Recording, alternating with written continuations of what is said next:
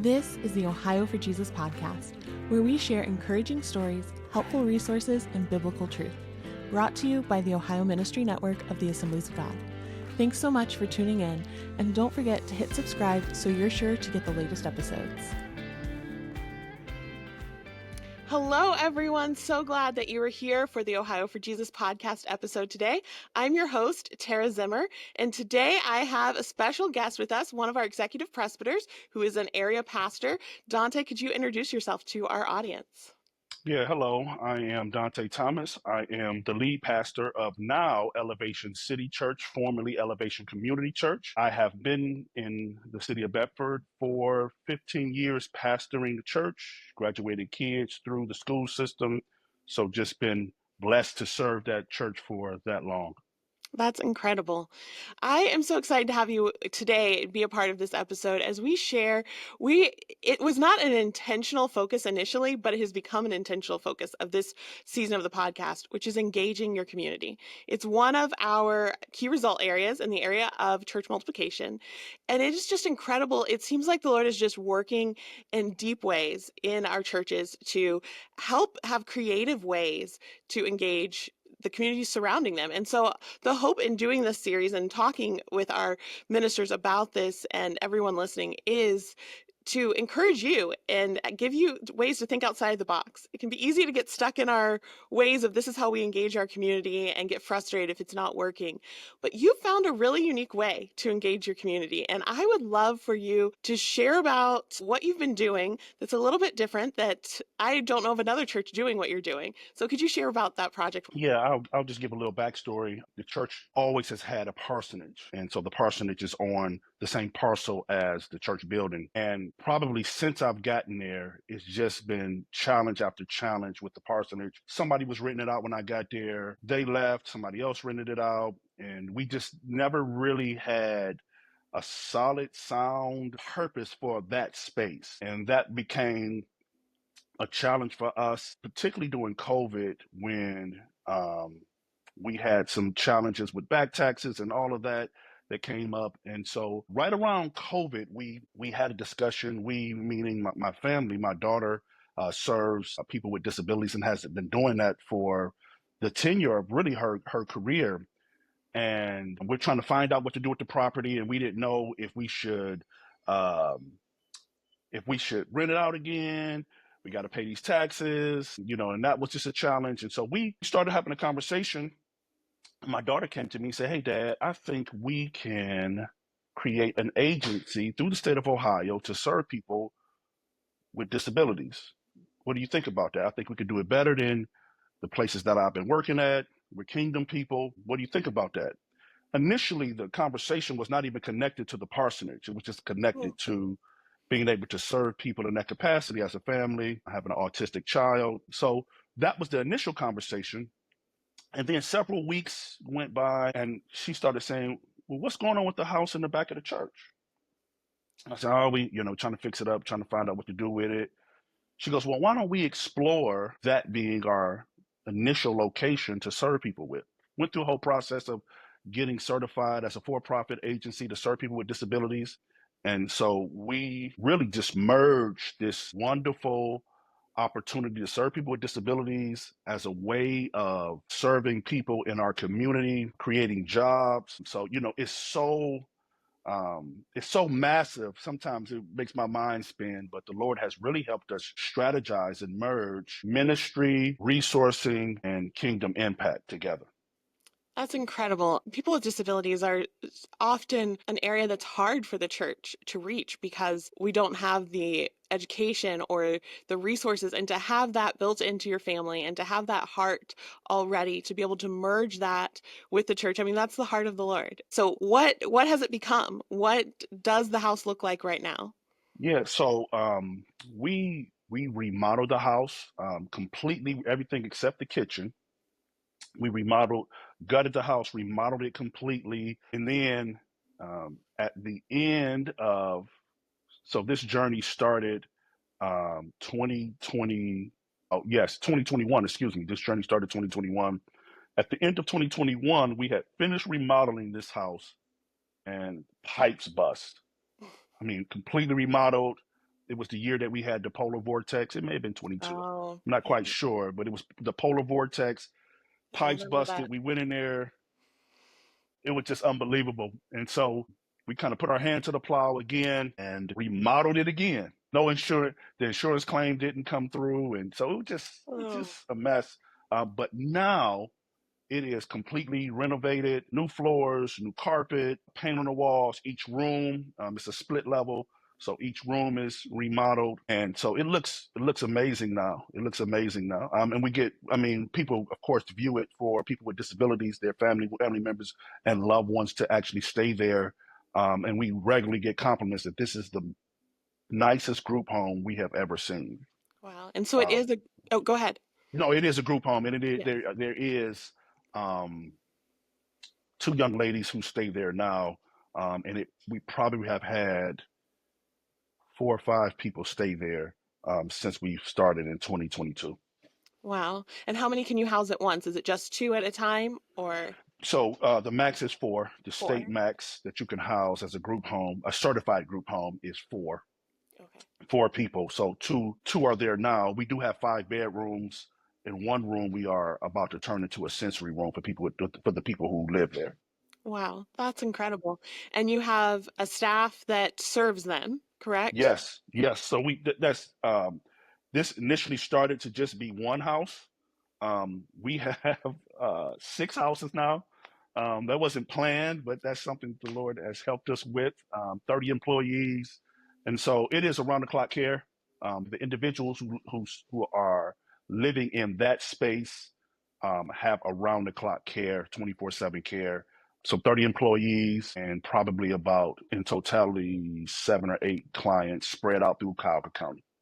Wow. Okay, I didn't realize that it had grown, so it's not just in that location. You It have is not. additional locations Yeah, now. we do, and we try to Incredible. centralize it in Cuyahoga County because, of course, it's Yeah. massive. It's a massive undertaking to spread throughout the state. We could spread throughout the state, but we have kind of centralized our focus inside our county because our county has the biggest needs, with the exception of Hamilton County, has the biggest needs of people with disability. So we've centralized our focal point inside Cuyahoga County. Amazing. What impact has this had? What kind of feedback have you heard from the community that a church is doing this? Yeah, so people are actually taken back because the way the parcel sits. The church sits about 25 feet off the main road, but the house sits in the back, and it's kind of a hill that goes up, and it sits probably about 300 feet from the main road, so you can't see it from the street. So when people come to the location and the address they have, and they go, wait. I was coming here to view a home. And so we always have to tell them the home is actually in the back. And they go, this is on the church, and the church is doing this. That's amazing. Sometimes I'm not in some of those interviews that they do, the initial interviews that they do. So then they're even more shocked, like, you're the pastor of the church. And so people are kind of taken back at the church is doing this, and they would allow this to actually happen as a part of its mission. And so I get a chance sometimes, not all the time, but sometimes I do really get a chance to speak and express the church's mission along with the company's mission and kind of intertwine them as like kingdom impact and kingdom focus. Like, this is a kingdom impact and focus that we have and that our company has. Wow, that's amazing. So, how has your church responded to this being on the property? How have congregants felt and what have they expressed? So I took my board through just a process of being informed with information and understanding. To date, there's never been a negative impact from this. And sometimes when you serve people with behavior needs, it can be, but for the church, it has not been a negative impact. And the church has embraced more community, more community driven ministry focus. And that's been tough kind of coming out of COVID. But I kind of told the church, we're not what we were prior to COVID. We really are better than what we were prior to COVID, especially with the focus and the vision of serving people who have these kind of disabilities and these kind of needs. And so the church has responded well. It's responded well, and it's been a great infusion of resource. If I'm being honest, it's been a tremendous infusion of resources. Now we're remodeling. We probably remodeled a quarter of our church already. spaces and areas. The building is like 70 years old, so we've been getting a chance to also remodel, and I think that's helped. So they see tangible results from doing this ministry. It's not just something that's, kind of mystical. We're doing it on God's blessing. They're actually getting a chance to see the tangible blessings of God as we serve these people with disabilities. And there's a direct correlation and direct connection of those resources into the church's resources. So what you're saying is that it's helping fund things that the church is doing. This Yep, business is helping. exactly. That's amazing. So it's not just a ministry that your people are saying, okay, this is how we want to engage the community. It's also, and this is benefiting us holistically as a church Definitely, by furthering the mission of the Lord, but also being able to continue to do that because of the income that that brings. definitely, definitely. I mean, just it's revolutionary. If I'm being honest, I mean, it's the only way to describe, the transition and the challenge coming out of COVID for us, Mm. having closed several times, coming out of COVID, and kind of losing that core base, and now, just kind of like rethinking, retooling, and going through that level of frustration, that pain of just not knowing the uncertainty of it. It's really been a revolutionary moment in time for our church. And so your church is growing. Tell us how it's impacting that. Yeah, it's interesting because, as a pastor, you're always thinking of how you can connect one thing to another, whether it's a community outreach, and then it's a system to get people in and get their information and to call them, and the people's going, it's interesting to you know constantly kind of be in that zone, and trying to do it with this is a little bit different.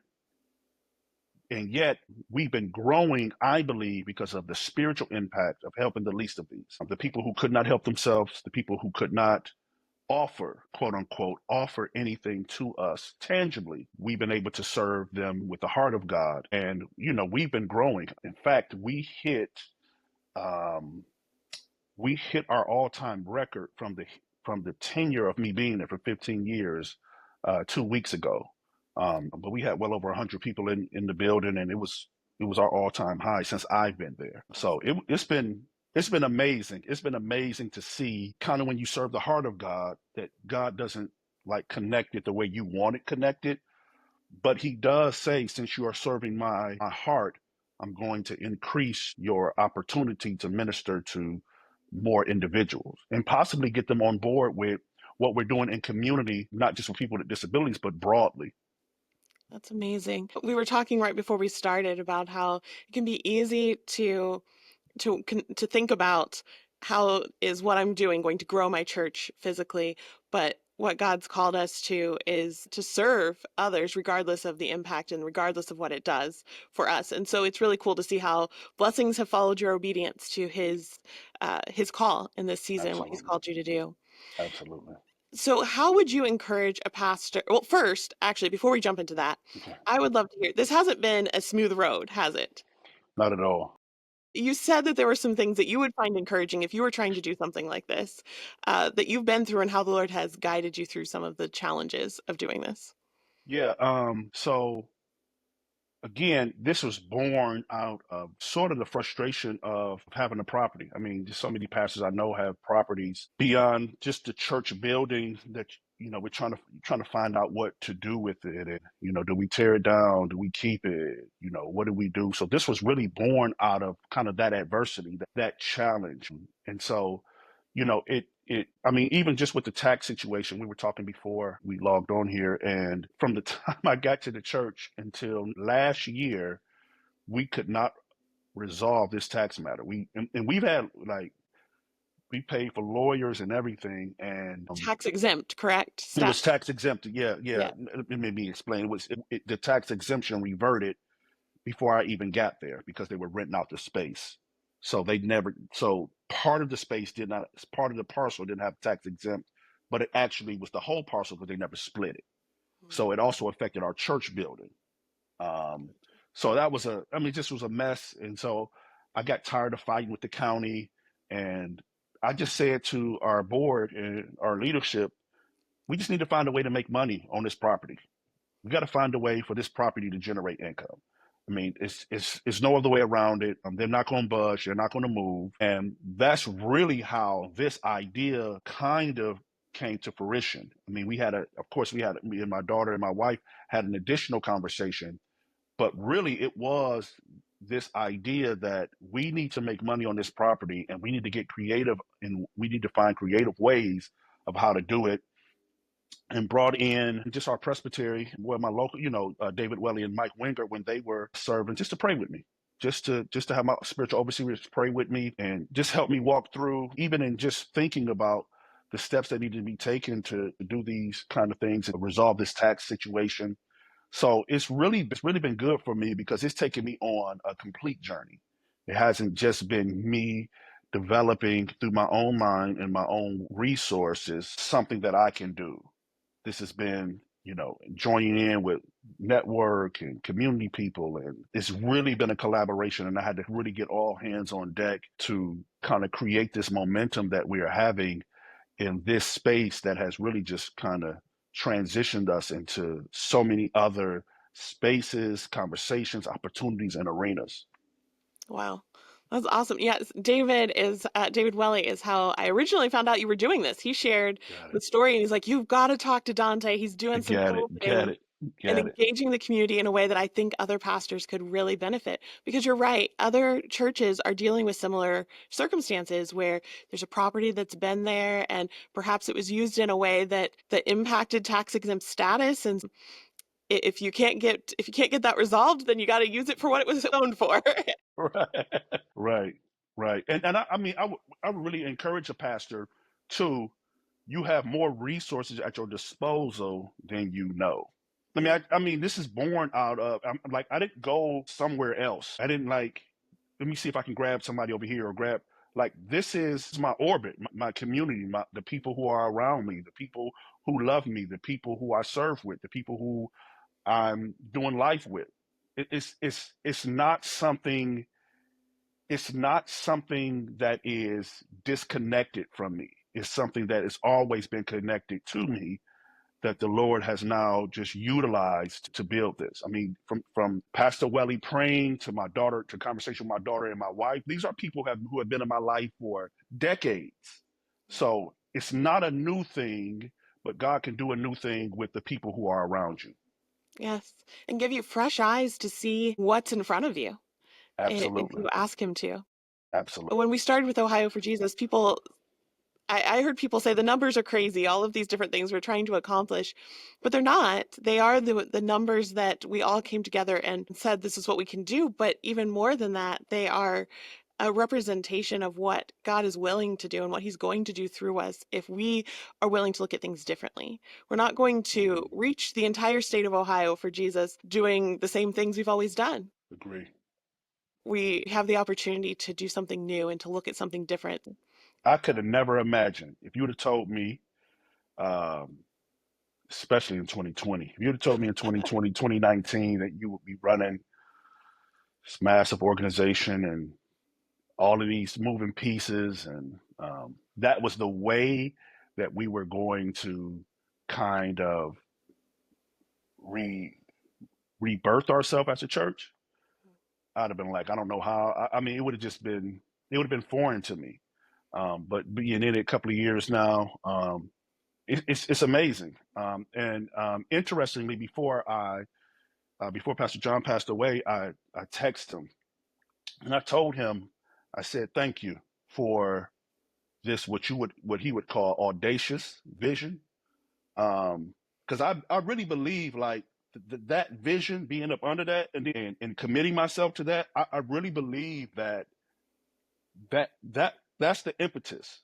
The other pieces are just God arranging and aligning it. But to me, the core impetus is like the Ohio for Jesus audacious vision that we have to do something crazy, out of the box, never seen before. I mean, so when I looked at, it took me a while, but when I looked at what we were doing, I'm like, this is because what we are a part of. And I told our church that, like, this is because of what we are a part of and what we submitted ourselves to. Our church has done something similar to the drivers in our structure. So I just told the church, like, this is a part of what we've been doing for Ohio for Jesus, to be able to think out of the box, to be able to reach for something that seems outlandish and crazy and out of the box, but realizing that you've been equipped and resourced to do it in a way that's God honoring by the empowerment of the Spirit. So I just really want to encourage pastors. You have it right there with you. You can have fresh vision and fresh eyes in an old space. Yes. Well, thank you for sharing that. One last thing I wanted to ask about the structure of how this works. You mentioned, and correct me if I misunderstood this, but the staff is family and church ministry. Is that a good most of, not all, but most of? So no, that would be kind of the minority Oh, okay. group. So family, maybe half and half, maybe half and Yeah. half. I think it is more people from the outside, but Okay. yes, people. One of our board members works for the company. All of my grown adult children work for the company. My wife, my mother, my sister. There is definitely family that's connected to it, and then kind of our core entry level workers are people kind of from without. And so we offer everything competitive as any company you would think of: 401k, healthcare, sick time, holiday pay, life insurance. I mean, we offer everything that you can get in any kind of competitive market doing this, or any kind of competitive industry in general. Because our goal, in just from the company standpoint, was you can make a career out of this. You can make a career serving people with disabilities. Of course, people need to be incentivized to make something a career, but why not make a career serving people with disabilities and be incentivized to do so? So that's been, yeah, that's been challenging. You have multiple relationships and business, and so that's been challenging. But it's been great, even with the challenges that come with it. It's been a great opportunity and experience. Our tagline is, "We don't take clients, we serve families." And that's our mantra. The company's name is Able Hearts and Hands, and that's our mantra. We don't take clients, we serve families. That's good. Well, and what I love about what you just said, so my assumption was based off of when you first started with one house. That's the Oh last time we yes, talked. yes, yes, yes, And it yes, was. And yes, so the fact that yes. it's moved beyond just being run by you guys, it's become you're generating and creating jobs within your community, and you are being, yes, we want to bring the gospel to the community, but also bringing practical resources of here's a job opportunity that is competitive and gives you opportunity, and that you have that connection then with the community in yet another way. Yep, absolutely. And then, they like, oh, some people don't know that I'm a pastor, because the way the company is set up, my name is like on every document or something, everything. So then they find out, like, oh, that's the pastor. Oh, he pastors. Oh, the pastor runs the company. And so it's interesting to see their face kind of, like, look confused, like, oh wow, that's amazing, and that's awesome. So yeah, we have been busy making sure that we intertwine kind of what we do, particularly at that house behind the church, and our vision and our ministry understanding of what we're doing back there, and consistently building language around it, that it's ministry, kingdom impact, kingdom transformation, tangible kingdom transformation, using the verbiage and the language of what we are doing, even though it's a company, it's a for-profit company, even though we pay taxes to cities and governments, we are doing kingdom ministry that has real life impact. That's amazing. Yes, doing kingdom impact doesn't always have numerical growth to a church tied to it, but it does have eternal impact and growth tied to it. And what you guys are doing, you're going to see the results of that on the other side of heaven. Is there anything else you'd like to share with those who are listening to encourage them in this? Yeah, I do want to encourage pastors. Sometimes, like, the COVID was the worst moment for me. Mm. My mother was ventilated 26 days. My stepfather ventilated 40 days. They were ventilated at the same time. The church is empty, preaching to empty seats. Can't see my mother's stepfather. They actually told us to prepare for their funeral together, and we couldn't see him because it was COVID. And so God miraculously brought both of them out, and they're still living today. And I thought about quitting. I won't lie. I thought about, like, this is a little bit too much for me. And I'm a pretty steady person, but it rocked me. it rocked me. And then, trying to rebuild. But I do want to encourage pastors, like, if you stay faithful in some of the worst moments, God will be able to give you rebirth, resurrection, revitalization, rekindling of everything that He's ever promised you. If you can just hold the resolve by the Spirit to stay faithful in some of the worst times of your ministry, God can rebuild, resurrect, and rekindle ministry passion, ministry vision, ministry focus, that then bring people into alignment to accomplish that purpose for you. So I just want to encourage some pastors to stay committed and stay faithful in some of your worst moments. God will show Himself faithful. Wow, that's so good. So true. Thank you for that insight, that encouragement, and that wisdom. I so appreciate you being a part of this and sharing your story. I hope that people who are listening will take a moment, reflect, and pray for fresh eyes and fresh vision. And I can't wait for more stories like this to get to share those and get to share with everyone how God is just speaking to our pastors and giving them fresh vision and ways to minister to Ohio and reach Ohio for Jesus. Thanks so much for listening today. I hope you enjoyed this conversation and will tune in again next time. Know that we as a network are praying for you, and if you would like more information on how you and your team can get more involved with the Ohio Ministry Network and Ohio for Jesus, visit ohioministry.net.